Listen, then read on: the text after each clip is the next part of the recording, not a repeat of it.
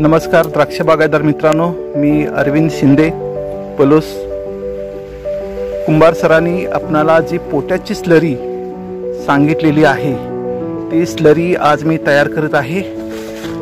कारण आपल्याकडे अपेक्षेपेक्षाही चांगला पाऊस जुलैमध्ये झालेला आहे, त्यामुळं काडीची परिपक्वता येण्यासाठी साहेबांनी जी स्लरी सांगितलेली आहे पोटॅची स्लरी, ज्याच्यामध्ये 500 किलो गाईचे शेण सांगितलेलं आहे, त्याचबरोबर 25 किलो SOP आणि 25 किलो शेंगपेंड असं मटेरियल घ्यायचं आहे।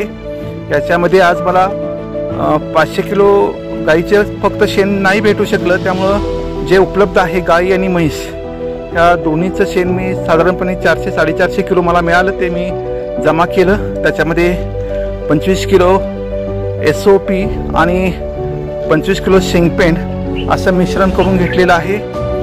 त्याचबरोबर हा समोर जो ड्रम दिसतोय, ह्या ड्रममध्ये मी डिकम्पोजचं जे द्रावण आहे ते तयार केलेलं आहे।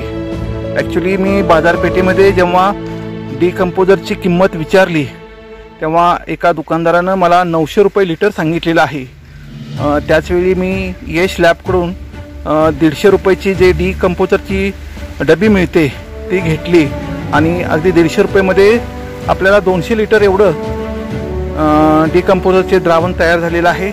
आणि आता सरांनी सांगितल्याप्रमाणे आपण हे द्रावण दररोज 20 ते 25 लिटर ह्या जी स्लरी बनवणार आहे त्याच्यावरती आपण शिंपडणार आहोत आणि नंतर 6 दिवसांबरोबर आपण बागेमध्ये ती स्लरी देणार आहोत। तरी आपण ही कुंभार सरांनी सांगितल्या पद्धतीनं कमी खर्चात द्राक्ष शेती करून आपली जी प्रगती आहे ती प्रगती आपणाला करायची आहे। धन्यवाद।